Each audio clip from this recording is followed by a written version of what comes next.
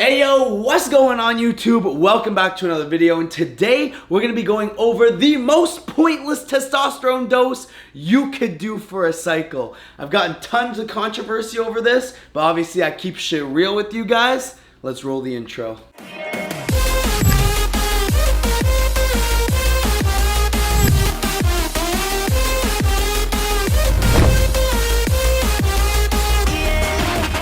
I'd like to kick off by saying thank you guys so much for the I'd like to kick this off by saying thank you guys so much for the support on acneattackskincare.com. We sold over 200 bars of soap. You know your boy's skin was absolutely atrocious, and there's several things that I did to get that better, but I'm so stoked to be able to get you some of this Acne Attack soap to try to have you guys looking a-okay for the rest of summer and the rest of your damn life. Because skin has been something that drastically affected my mental health, and that is why I'm so passionate about this company and spent the last year working on this soap to perfect it for breakouts and acne scars. So thank you guys so much. If you want to pick some up, it'll be the first link in the description, and I can't wait to start posting all your guys' reviews.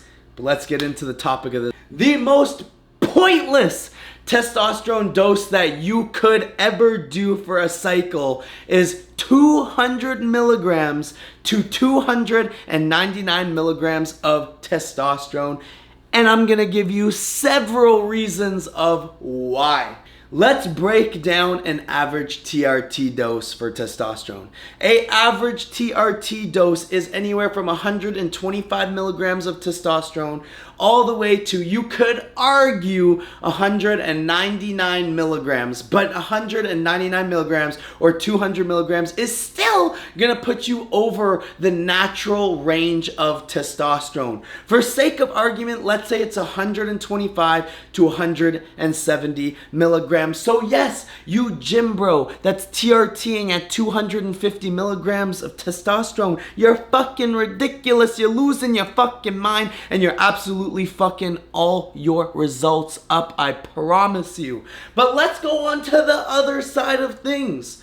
A blast should be anywhere from 350 milligrams of testosterone all the way to 500 milligrams. Now, 500 milligrams is going to be if you are competing in bodybuilding. I think 500 milligrams is the end-all, be-all for testosterone. You don't really need to go higher. You don't really need to go lower. 500 is going to be your best ratio for growth, as well as minimal side effects and getting the most out of every single cycle. Now, obviously, when you add in different compounds, that kind of changes, but we're talking for a general rule of thumb. But let's get into you, bro. Let's get into your first steroid cycle, or your second, or your third, or your first testosterone cycle. Why am I telling you that doing 200 to 300 milligrams is 100% pointless? Why? Let's use the example of doing a blast at 250 milligrams of testosterone or 350 milligrams of testosterone. Now, 250 milligrams will completely shut down your testosterone. 350 will also completely shut down your testosterone. The estrogenic side effects off 250 milligrams of testosterone will be the same as 350 milligrams of testosterone. 250 milligrams of testosterone will put you just over your natural range, where 350 milligrams of testosterone will actually put you into a super physiological dose of growth and testosterone. Do you understand what I'm saying here, bro? Is why would you risk shutting your testosterone down to get a hair over your natural limit? You've sat at home, you've been laying in bed, you've decided you want to take steroids. Why are you going to take steroids, risk the side effects to get a tiny little bit more than you would naturally? If you were going to take steroids, make it worth it. And I'm not saying that 350 milligrams is gonna blow you up like fucking Big Ramy. At least it's gonna put you into the range of testosterone where you are going to optimize your insulin sensitivity. You're going to optimize your protein synthesis. You're gonna optimize your recovery, your strength, your growth. You are not gonna get that type of growth by just having a hair over your natural testosterone limit. But let's throw all that aside, because what the fuck, that makes complete sense, right? I know it does. The PCT between 250 milligrams of testosterone and 350 milligrams of testosterone are the exact same, bro. You're still gonna take HCG, you're still gonna take Novadex. There's gonna be no difference. And I guarantee you, your hormones are gonna come back just as fast from 250 to 350. So there is no reason that you should do anything between 200 and 300 milligrams of testosterone, because not only are you just wasting your time, but again, you are putting your body under the stress of anabolic steroids for minimal fucking gains. You gym bros that are TRTing at 250 and then blasting at 500, you just don't have a big enough ratio to give yourself that type of growth. You're just exhausting your body 24/7, and you're never gonna grow to your full potential. If you're blasting at 500 and you're TRTing at 145 or 150, when you have that fluctuation of going from 150 to 500, bro, you're gonna explode. But when you do that fluctuation from 250 to 500, you're gonna get a little bit better. You guys see those guys that are always running steroids in the gym, and no matter what they do, they look the same every single year? You've seen them for the last 7 years, and you're like, bro, this guy has not got any bigger or any leaner for the last 7 fucking years. Is because they're TRTing at 250, blasting at 500, and never getting any fucking better. So no matter if you're TRTing or it's your first cycle, there is no reason to be running 200 to 300 milligrams of testosterone, and those are the facts. But the biggest thing that I'm trying to do is just educate the younger group here that it is not worth it to do a steroid cycle between 200 and 300 milligrams. There will not be a point, there has not been a point, and there will never be a point to have this type of cycle in your regime ever. We are about to head off to the gym. I'm gonna take you guys through a leg day. So if you guys like seeing the training style of these videos, make sure to stick around. If you don't and you just wanted to see what was the most pointless cycle, hit that subscribe button, hit that like button, and let me know what you think in the comments below. So I'm gonna wrap this up here, and I'll see you in the gym. Alright guys, so we got to the gym, and nothing makes your heart beat more than like driving to the gym on an empty tank of gas, not wanting to stop because like you're hyped up to go to the gym, but it's said 0 for the last like 10 miles, but you do not know if you're gonna get to the gym or run out of gas. Your heart's going, your heart's pounding, getting your ass ready for leg day. But as you can see, we are here. So we're gonna start up with 3 sets on the hip abductors. Now, today we are completely gonna be working on activation of the legs. So I want to do a good warm-up today so I can make sure that I can push as heavy weight as possible while still recruiting as much muscle as possible. I don't want to have tight hips. I don't want to have tight knees. I don't want to have tight shins or calves. So we're going to do a small warm-up right now and make sure that our body's prestige to get into our first circuit of legs. Today we're going to be doing 2 massive circuits, but I'll explain that as we go through it. Let's warm up.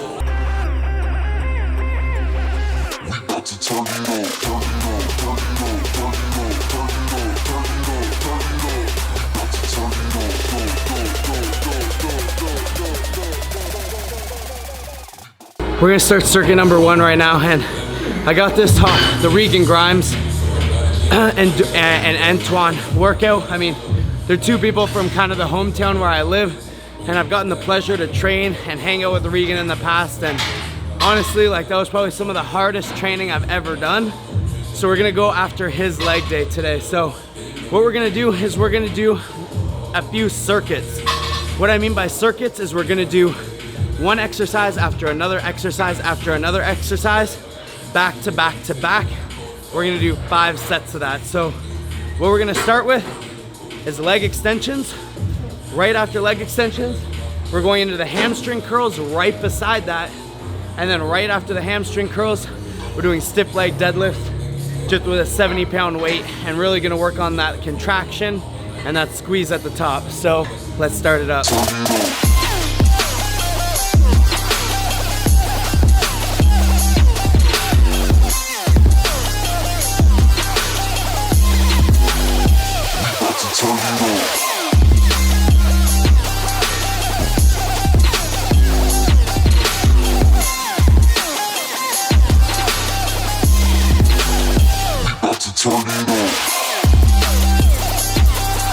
I'm gonna do 2 more sets of that, but key points to remember for this is leg extensions. You need to try to align your leg perfectly. A lot of you guys like try to like scoop your legs up like this, but in essence, like you want them to go straight up and down. If you're gonna look at like anatomy, that will give you the most quad activation on your outer sweep and your inner teardrop. Moving on to the hamstring curls, I said this once, I say it every single video, is you have to pretend like you're in damn prison.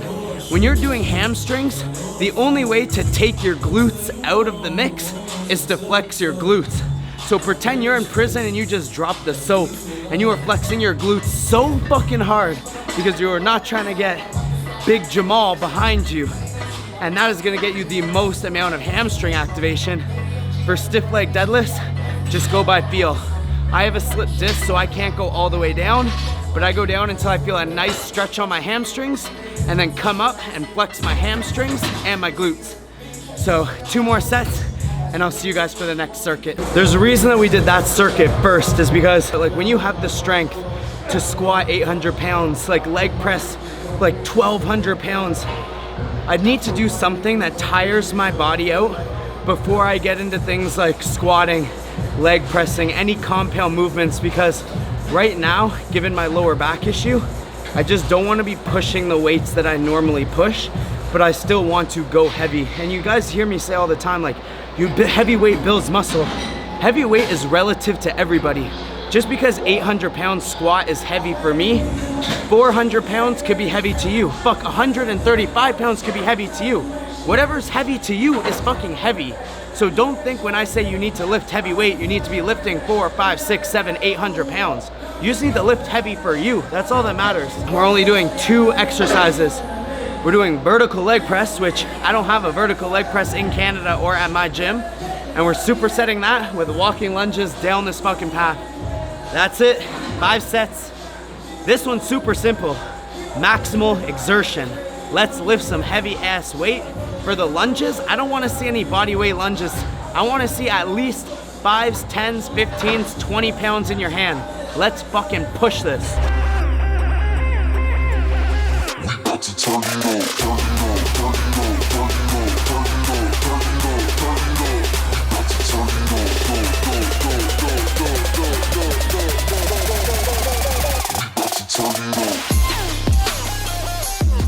We got the final circuit here, which is we're doing the hack squat, another hamstring curl and calves, another 5 sets, another back to back to back. I'm absolutely like dead today. Like these circuits will really get you going, get your heart rate up. And it's amazing if you're cutting or in a contest prep, because it's like you're doing cardio, but it's not really like you're doing cardio. So enough talking, I'm literally out of breath. I'm trying to keep the rest time super short. Let's get these 5 sets done, and then it's time for our second cardio session.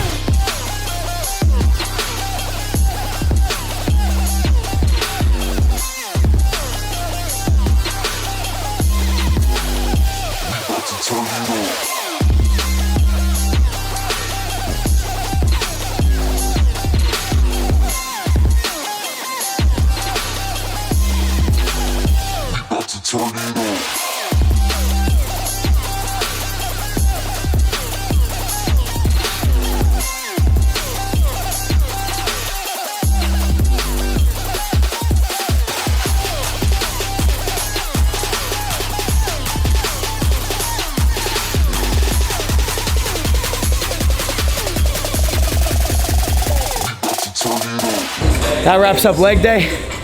I got my baby right here. Fucking Stairmaster. Gonna do 30 minutes of cardio. Really make sure that like each single step on the Stairmaster, I contract my glutes, contract my quads, and flex my calves. It's an unreal finisher for leg day.